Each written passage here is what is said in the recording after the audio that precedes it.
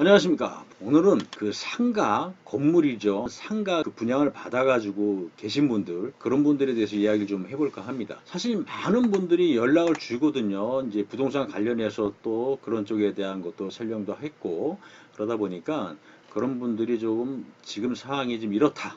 내가 좀 어려운데 좀 도와줄 수 있느냐. 이런 얘기들 많이 하십니다. 그런데 제가 제일 답답한 부분들이 뭐냐면 상가를 분양을 받은 거는 좋아요. 물론 뭐 큰 돈이 들어가서 뭐 잘못 받든 잘하든 어쨌든 받았으면 이제 내 거가 됐으면 내가 마인드가 중요한 거거든요. 상가를 분양받아서 무조건 월세를 받는 거는 좋죠. 그러면 대부분 전화 주시는 분들이 상가가 안 나가서 공실이라 뭐 1년이다 2년이 됐다 지금 죽을 것 같습니다. 뭐 이런 얘기를 많이 하시거든요.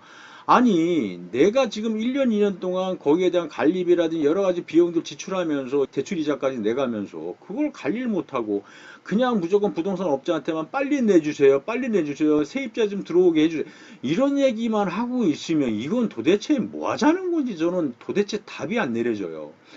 사실 그런 상가를 내가 분양받아서 1년이 진짜 만약에 공실이 됐으면 그 비용이 얼마나 까진 겁니까?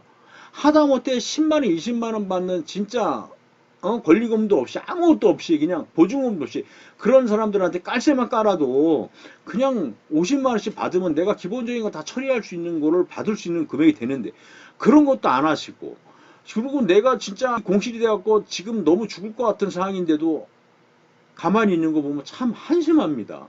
지금 마인드라는 것이 왜 중요하냐면 내가 분양을 받아서 그 건물 자체가 지금 공실이 되면 내가 뭔가 사업 구도를 잡고 거기에다가 판을 깔아서 뭔가를 만들어 장사를 하시든지 사업을 하든지 뭔가를 만들어서 하시면 되거든요. 비어있는 상가는 누가 들어오질 않습니다. 그러나 비어있지 않고 뭔가 일이 진행되고 있고 사람들이 왔다 갔다 하는 상가는 사람들이 관심을 갖고 부동산 중개하시는 분들도 손님을 데려와도 그걸 가지고서 풀어갈 수가 있는 부분들이 많이 있고 관심을 가질 수가 있게끔 되거든요. 근데 갖고만 있지 내가 뭔가를 하려고 하는 어떤 액션들은 안 취하는 겁니다. 하다못해 커피숍이라도 내가 차려놓고 하다못해 깔재리라도 주든지 하다못해 내가 조그마면 조그만 대로 아니면 크면 큰 되는 대로 아니면 좀 크면은 공유 오피스 조그맣게라도 쪼개서 스터디 카페라도 만들든지 여러 가지 방법들은 많거든요.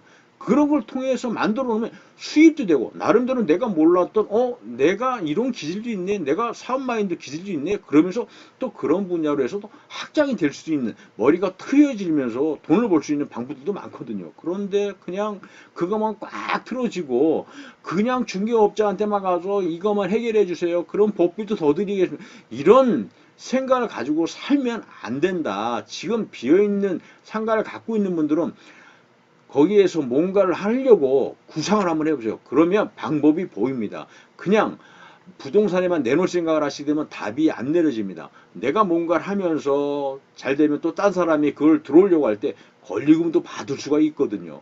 그러면서 그걸 넘길 수도 있고 그렇게 되면 내가 막혀있는 구멍을 뚫을 수가 있는 방법이 생깁니다. 그런 거를 우리가 좀 알고 생각을 좀 전환을 시켰으면 좋겠습니다.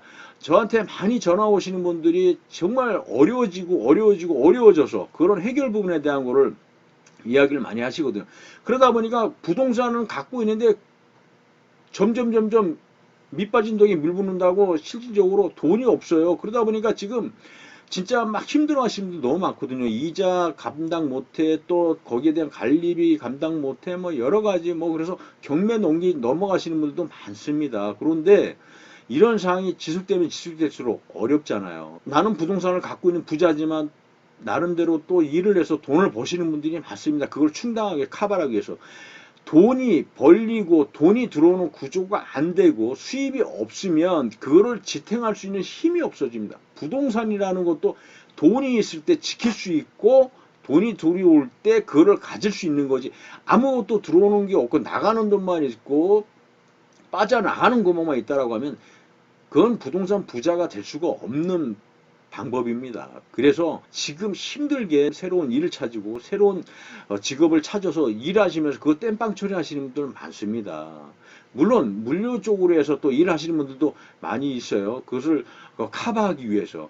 근데 이 물류도 나쁘진 않다. 돈을 벌면서 부동산도 수요할 수 있고 여러 가지 일들 할 수 있으니까. 그리고 평생 할 수 있는 일이니까 물류 일도 나쁘지 않은 일이기 때문에 관심을 가질 필요도 있고, 여러분들 지금 이 동영상을 보시는 분들 중에 상가 건물을 갖고 있으면서 상가 하나 분양받아서 갖고 있는데 지금 대책이 없는 분들, 제가 말씀드린 대로 내가 이걸 가지고 무엇을 할 수 있는지, 어떤 것을 할 수 있는지 한번 신중하게 고민하시면 방법이 보일 거라고 저는 생각합니다.